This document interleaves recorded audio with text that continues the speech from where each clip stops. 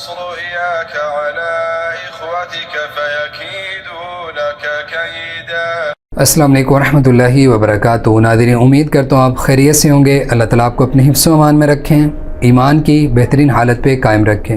سامعین محترم، آپ جانتے ہیں خوابوں کا ہمارا سلسلہ جاری ہے۔ بہت سارے دوست، احباب، بھائی بہنیں خوابوں کی تعبیر پوچھتے ہیں، تو مجھ سے ممکن نہیں ہوتا کہ میں ہر ایک کو پرسنلی جواب دے سکوں۔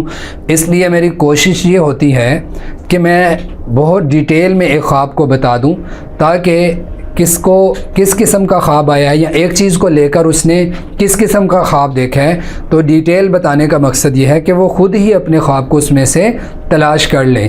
تو اس لیے بہت تفصیل سے بتاتا ہوں۔ تو بہرحال آج ہم بات کریں گے خواب میں مدینہ المنورہ، مدینہ طیبہ کو یا مسجد نبوی کو دیکھنا۔ اس خواب کی یا اس سے ملتے جلتے خوابوں کی تعبیر کیا ہے؟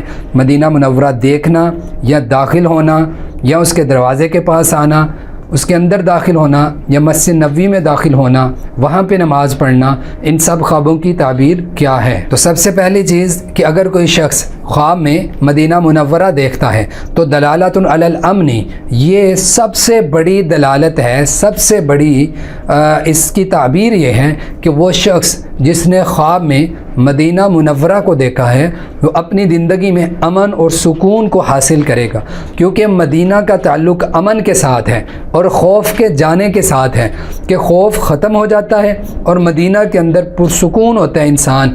تو یہ انسان کے پرسکون ہونے اور راحت حاصل کرنے کی طرف اشارہ ہے۔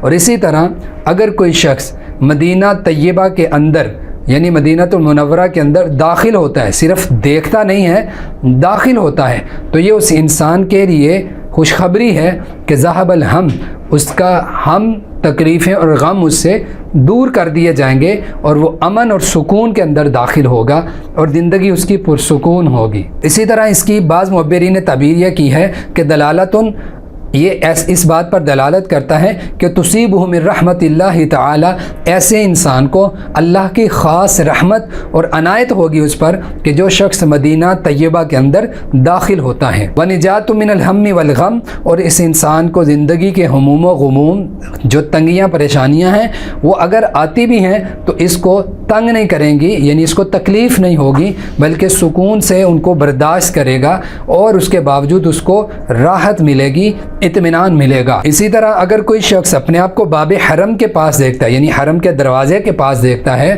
تو دلالت علی التوبہ، یہ اس کے گناہوں سے توبہ کرنے کی طرف اشارہ ہے کہ یہ شخص اپنے گناہوں سے توبہ کرنے والا بنے گا، کیونکہ حرم کے دروازے کے پاس آ جانا، اپنے آپ کو گرا دینا اور اللہ کو اعلیٰ سمجھنا اور اس سے رجوع کرنا مراد ہوتا ہے۔ تو جو شخص یہ خواب دیکھتا ہے وہ انسان اپنے گناہوں سے توبہ کرے گا۔ اسی طرح اس سے ملتا جلتا ایک یہ بھی خواب ہے کہ اگر کوئی شخص اپنے آپ کو مدینہ کی گلیوں میں گھومتا ہوا دیکھتا ہے، کہ یعنی پرسکون انداز سے گھوم رہے۔ آپ جانتے ہیں مدینہ منورہ میں جب کوئی انسان داخل ہوتا ہے، زندگی کے جتنے ہم غم، تکلیفیں، پریشانیاں، ابتلائیں جتنی بھی ہوتی ہیں، وہ ساری کی ساری انسان دیکھ کے بھول جاتا ہے، گرچہ کتنی بڑی تکلیف کیوں نہ ہو۔